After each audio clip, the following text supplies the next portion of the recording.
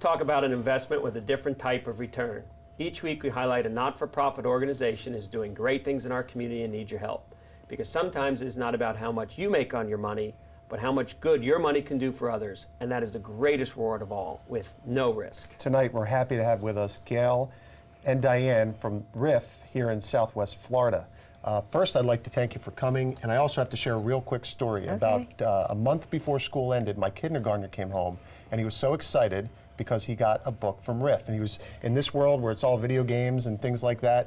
I was excited, and we probably read it 10 times the first night that he brought it home. So thanks for joining us tonight, great. and hopefully we can get the word out on this great organization. Tell us a little bit about RIF. Well, Reading is Fundamental was founded in 1966. It's been around for quite some time. Quite simply, it's an organization designed to motivate children to read more, to learn to love to read, by giving them books that they own, and by also providing some literacy resources if we can. It's as simple as that. Now, Gayle, you're involved directly. Both of you are involved in the schools. Give us a success story that we love to tell everybody. Well, Howard's is one. Right. But at the same time, there's one little boy when we were giving a distribution. He came up to me and he goes, "Ma'am, excuse me, ma'am?" I said, "Yes." And he said, "What do I do with this book?" And I said, "Well, you put your name in it and then you take it home." And he said, "When do I have to bring it back?" And I said, "You don't. You keep it at home." He started crying. Wow. This is a third grade little boy who had no books at home, and he started crying. Now, you told me a story about a little girl, and that's near and dear to my heart. This because little girl.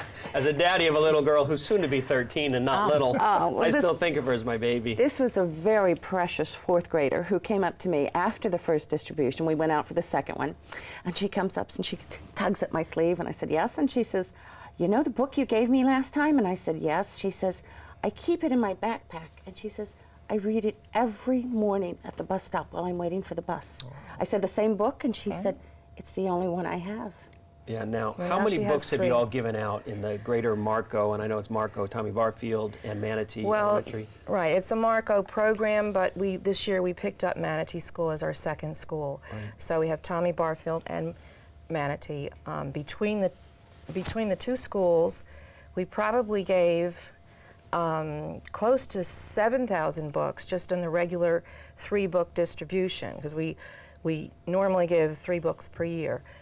But Gayle was able to go beyond that because she got well, Kiwanis Club got a grant from the National Foundation, and maybe she can tell us a little bit about that. This is why we're here. We want people to know that we got a grant from Kiwanis International Foundation Fund, and they gave us $6,000, and we got 5,000 books into the schools, into my school alone. Just her school. My school alone. So we were able to take that money because it is, the federal government also helps on the other end, and so we were putting books in the hands of children.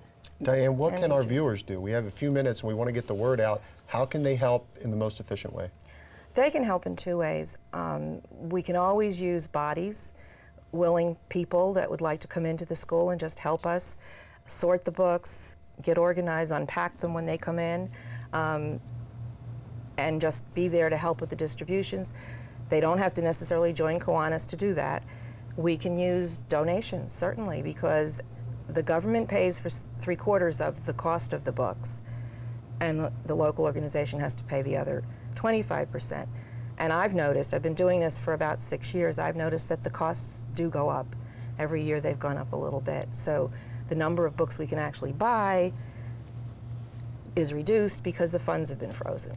Now, one of our sponsors, Underwriters of Wall Street Wrap-Up, is Right. involved. Marco Community Bank has made a donation to RIF. Absolutely, Yeah, yes. We absolutely believe in the cause. It's hard to believe that children are out there today that don't own or have a book, let alone somebody to read it to them. So I want you both to look into the camera and in your saddest faces, tell people Oh, what we you should need in 30 smile. seconds. You can give to children through any organization in any way, financially, by organizing, by being there. Just please help. Thank you so much for coming tonight. And the website is www.rif.org. If you can help out, please do so. We'll be Great. back after this short break.